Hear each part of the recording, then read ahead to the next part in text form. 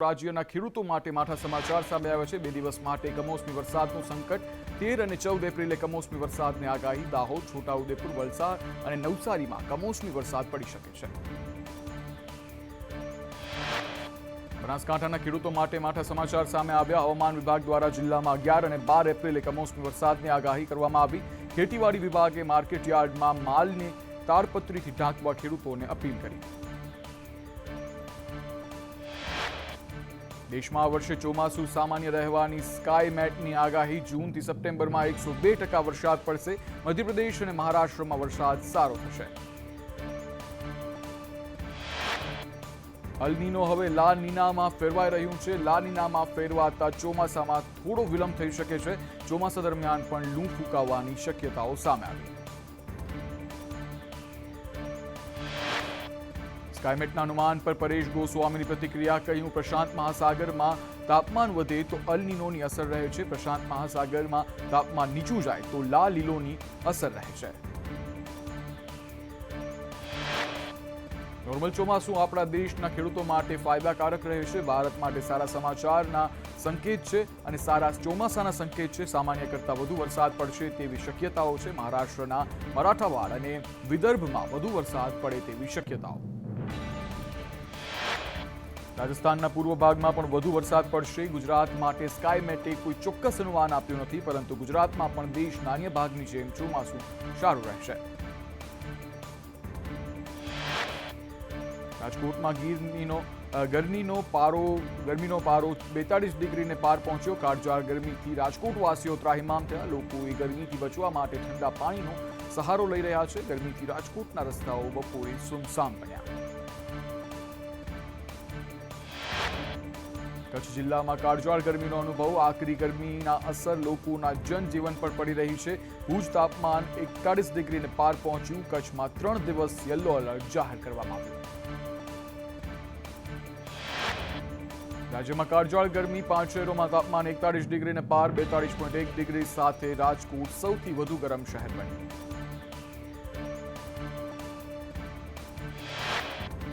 ભુજ, સુરેન્દ્રનગર, જામનગરમાં 41 ડિગ્રીથી વધુ ગરમી પડી। અમદાવાદમાં તાપમાન 40 ડિગ્રીને પાર। રાજ્યમાં હજુ ગરમી વધુ આકરું બની શકે। કચ્છમાં 2 દિવસ હીટવેવની આગાહી કરવામાં આવી।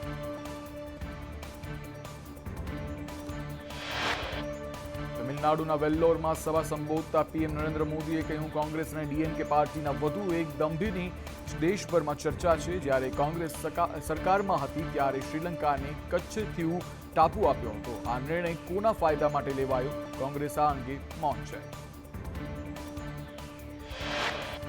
તમિલનાડુના હજારો માછીમારોની તે ટાપુની નજીક જવા બદલ ધરપકડ કરવામાં આવી છે। એનડીએ સરકાર આવા માછીમારોને સતત મુક્ત કરાવી રહી છે। ડીએમકે અને કોંગ્રેસ માત્ર માછીમારોના ગુનેગારો નથી, પરંતુ દેશના પણ ગુનેગારો છે। પશ્ચિમ બંગાળના દક્ષિણ દિનાજપુરમાં કેન્દ્રીય ગૃહમંત્રી અમિત શાહના વિપક્ષ પર પ્રહાર। શાહે કહ્યું, સામ્યવાદીઓ અને તૃણમૂલ કોંગ્રેસે સમગ્ર પ્રદેશમાં ફેલાયેલી અત્યંત ગરીબી માટે જવાબદાર છે। બંગાળની જનતાએ 2014માં અમને માત્ર 2 બેઠક આપી હતી, પછી 2019માં 18 બેઠકો આપી। હવે 2024માં તમારે 18થી વધારેની 30 બેઠક આપવી, 370 બેઠકો પર કરવી પડશે અને મજબૂત ભારત માટે આપણે મજબૂત બંગાળનું નિર્માણ કરવું પડશે। અમિત શાહે ઘૂસણખોરી મુદ્દે મમતા બેનર્જી પર પ્રહાર કરતા કહ્યું, મમતા દીદી ઘૂસણખોરી રોકશે નહીં, કારણ કે આ ઘૂસણખોરો તેમની વોટ બેંક છે। ભાજપની સરકાર બંગાળમાં ઘૂસણખોરી રોકી શકે છે। ભાજપની સરકારે આસામમાં ઘૂસણખોરી બંધ કરી છે। હું તમને મોદીની ગેરંટી કહેવા આવ્યો છું કે અમને 30 સીટો પાર કરો અને બંગાળમાં ભાજપની સરકાર બનાવો। અમે બંગાળમાં ઘૂસણખોરી રોકીશું। ઉત્તર પ્રદેશના સહારનપુરમાં એક જાહેર સભામાં રક્ષા મંત્રી રાજનાથસિંહે કહ્યું કે 2024માં કોંગ્રેસ અને સમાજવાદી પાર્ટી એવી વાર્તા ફેલાવી કે રાજપૂતો ભાજપથી નાખુશ છે, પરંતુ હું કહેવા માંગુ છું કે આખું યુપી કોંગ્રેસ અને સમાજવાદી પાર્ટીથી નાખુશ છે।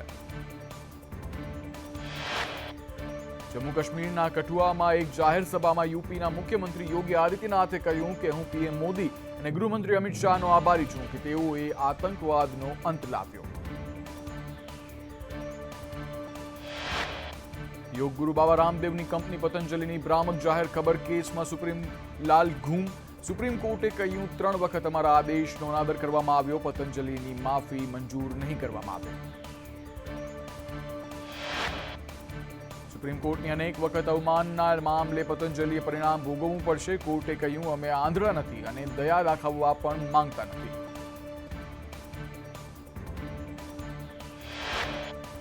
દિલ્હીમાં આમ આદમી પાર્ટીને મોટો ઝટકો મળ્યો. મંત્રી રાજકુમાર આનંદે આમ આદમી પાર્ટીને અલવિદા કરી દીધું. સમાજ કલ્યાણ મંત્રી રાજકુમાર આનંદે રાજીનામું આપ્યું છે, જ્યારે કેજરીવાલની ધરપકડ બાદ આમ આદમી પાર્ટીમાંથી પ્રથમ રાજીનામું પડ્યું છે. દિલ્હીમાં ભાજપનું કેજરીવાલ સામે વિરોધ પ્રદર્શન. કેજરીવાલના રાજીનામાની માંગ સાથે પોસ્ટર અને બેનર સાથે ઉગ્ર સૂત્રોચ્ચાર સાથે વિરોધ પ્રદર્શન કરવામાં આવ્યું, જ્યારે આમ આદમી પાર્ટી કાર્યાલયની બહાર ભાજપના કાર્યકરોનો જમાવડો. બાગેશ્વર ધામના ધીરેન્દ્ર શાસ્ત્રીને જાનથી મારી નાખવાની ધમકી આપવામાં આવી. સોશિયલ મીડિયામાં અપાઈ જાનથી મારી નાખવાની ધમકી. બરેલીમાં હિન્દુ સંગઠનોએ નોંધાવી પોલીસ ફરિયાદ. પોસ્ટ મૂકનાર વ્યક્તિની ધરપકડ કરાઈ.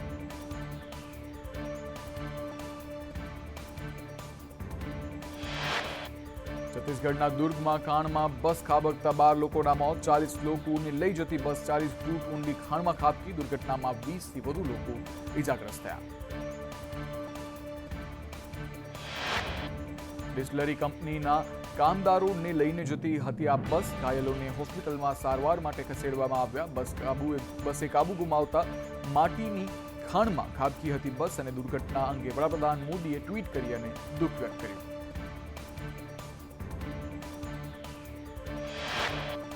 રૂપાલાના વિરોધમાં રાજવીઓમાં 2 ફાંટા પડ્યા. કેટલાક રાજવીઓ રૂપાલાના સમર્થનમાં તો કેટલાક રાજવીઓની રૂપાલાની ટિકિટ રદ કરવાની માંગ પર અડગ.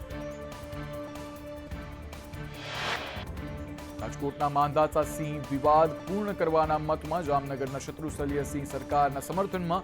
કચ્છ દાતાના રાજવી પણ સરકારના સમર્થનમાં, તો ભાવનગર અને રાજપીપળાના રાજવી સરકારના વિરોધમાં. જામનગરના રાજવી શત્રુસલ્ય સિંહે વધુ એક પત્ર લખ્યો. પીએમ મોદીને સંબોધીને લખેલા પત્રમાં રૂપાલાએ ક્ષત્રિયોના પ્રમુખ ધર્મગુરુઓ સમક્ષ માફી માંગવી જોઈએ તેવો ઉલ્લેખ કરવામાં આવ્યો અને ક્ષત્રિય સમાજે રૂપાલાને માફી આપવી જોઈએ. જામ સાહેબે લખ્યું કે પીએમ મોદીએ દેશને સમૃદ્ધ બનાવ્યો છે. વડાપ્રધાને ભારત દેશનું નામ વધાર્યું છે. તે ધ્યાને લઈ સમાજ આગળ આવે અને રૂપાલાને માફી આપે.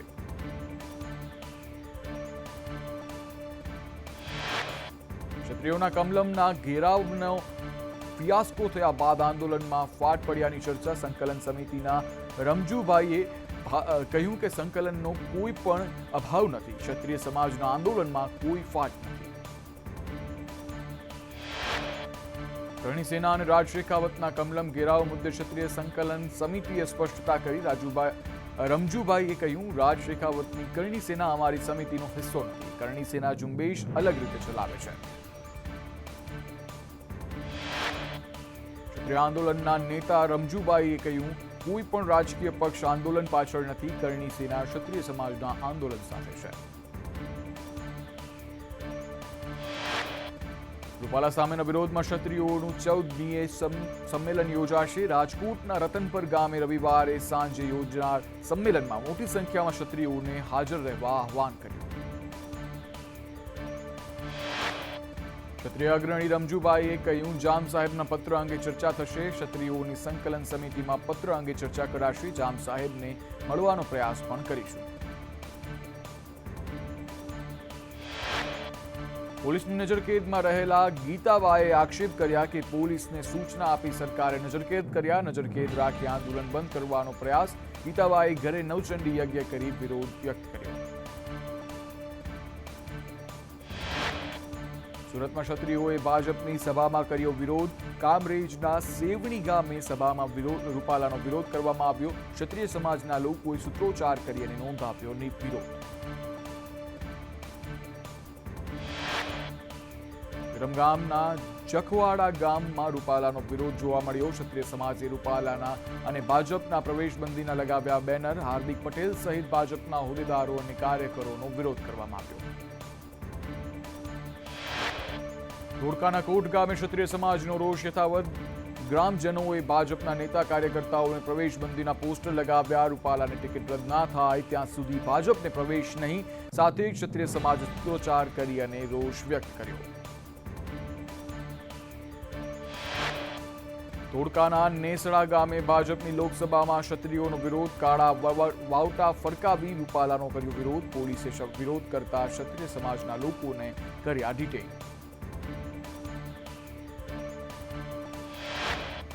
ખેડાના ઠાસરામાં રૂપાલા સામે ક્ષત્રિયોનો વિરોધ. ક્ષત્રિયોએ ભાજપના પ્રચાર રથને બાઘરપુરા ગામેથી અટકાવ્યો અને પાછો મોકલ્યો.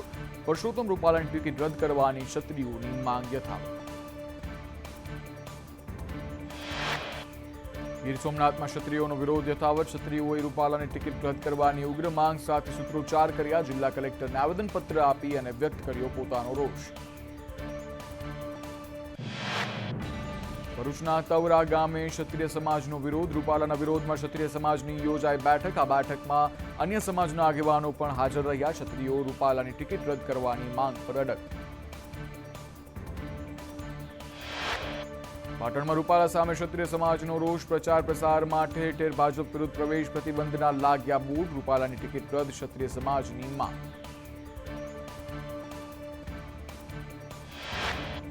નવસારીમાં ક્ષત્રિય સમાજનો વિરોધ યથાવત. વાંસદાના ચાંપલધારામાં ભાજપ કાર્યકરો આગેવાનોને પ્રવેશબંધીના ગામમાં લગાવ્યા બેનરો. રૂપાલાના વિરોધમાં બેનરો લગાવી ક્ષત્રિયોનો વિરોધ.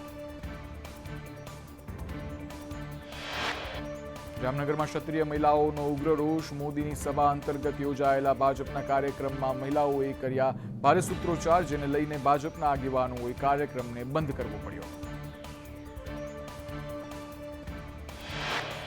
અરવલ્લી જિલ્લામાં રૂપાલાનો વિરોધ યથાવત. માલપુરના મંગલપુરમાં રાજપૂત સમાજના અગ્રણીઓ કર્યા સૂત્રોચ્ચાર. ગામમાં ભાજપ આગેવાનોને પ્રવેશબંધીના લાખ્યા બેનર્સ. રૂપાલાની ટિકિટ રદ કરવાની માંગ બની ઉગ્ર.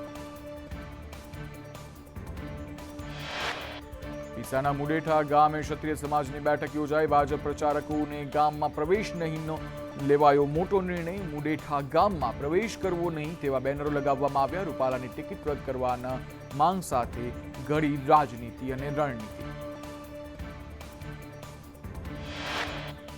રાજકોટમાં સિંધી સમાજે કરી ચેટીચાંદની ઉજવણી. રૂપાલાએ સિંધી સમાજના મંદિરમાં કર્યા દર્શન. સાહેબ મંદિરથી ભવ્ય રેલીનું આયોજન કરાયું.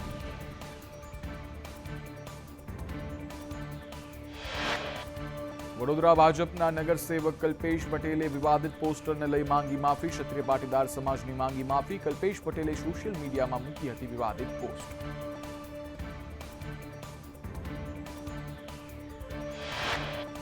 ભાજપના ભરતી મેળા વચ્ચે પાટણમાં ઉલટી ગંગા. તાલુકા ભાજપના ઉપપ્રમુખ કરણસિંહ ઠાકોર જોડાયા કોંગ્રેસમાં. તેઓ કિરણસિંહ ઠાકોર 50 કાર્યકરો સાથે જોડાયા કોંગ્રેસમાં. કોંગ્રેસમાં જોડાયા બાદ કિરણસિંહે કહ્યું કે છેલ્લા 20 વર્ષથી ભાજપમાં જોડાયેલો હતો. જે પાર્ટીમાં હતો તેમાં દબાઈને રહેવું પડતું હતું. અમદાવાદમાં ચૂંટણીને લઈ કોંગ્રેસ એક્શનમાં. 26 બેઠકોની ગતિવિધિઓ પર મોનિટરિંગ કરવામાં આવશે. કોંગ્રેસ પ્રદેશ કાર્યાલયે બનાવ્યું મીડિયા સેન્ટર. પ્રભારી મુકુલ વાસનિકે કર્યું મીડિયા સેન્ટરનું ઉદ્ઘાટન. અમદાવાદ એરપોર્ટ પર મુકુલ વાસનિકના ભાજપ પર પ્રહાર. વાસનિકે પ્રહાર કરતા કહ્યું, ભાજપને પોતાના પર જ ભરોસો નથી એટલે બીજી પાર્ટીમાંથી લોકોને ઉઠાવે છે. બીજેપીના નેતાઓ બિનજવાબદાર ભાષણ કરે છે. મુકુલ વાસનિકે કોંગ્રેસના ઉમેદવારોને લઈ કહ્યું, કોંગ્રેસ દ્વારા તમામ સમિતિનું ગઠન થઈ ચૂક્યું છે. 24માંથી 20 બેઠક પર નામો જાહેર કરાયા છે. અન્ય બેઠકો પર નામ નક્કી કરી દેવાયા છે.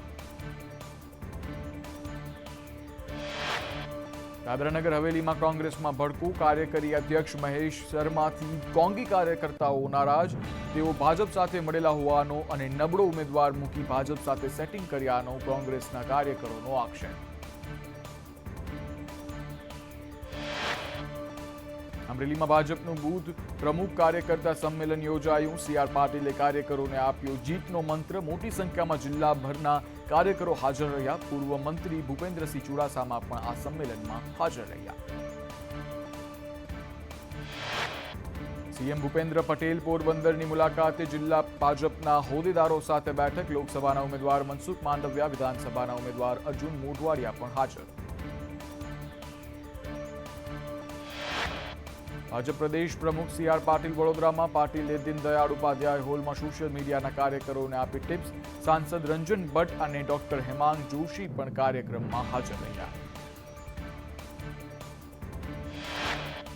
પૂર્વ સાંસદ અને પંચમહાલ ડેરીના પૂર્વ ચેરમેનની ઘરવાપસી. પૂર્વ સાંસદ ભૂપેન્દ્રસિંહ સોલંકી ભાજપમાં જોડાયા. 2019માં ભાજપે ટિકિટ ન આપતા અપક્ષ લડ્યા હતા. ભરૂચ પાલિકાની ઘોર બેદરકારીને લઈ ખુલ્લી ગટરમાં કાર કાપી. ગટરની કામગીરી બાદ કાદવ રસ્તા પર જ રહેવા દીધો અને કારને ક્રેનની મદદથી બહાર કાઢવામાં આવી. રાધનપુરમાં રખડતા ઢોરનો ત્રાસ યથાવત. આખલો દુકાનના ધાબા પર ચડી જતા અફરાતફરી સર્જાઈ. રાધનપુરના પટણી ગેટ વિસ્તારની ઘટના. આખલાને ઉતારવા પાલિકાના કર્મીઓ દોડી આવ્યા.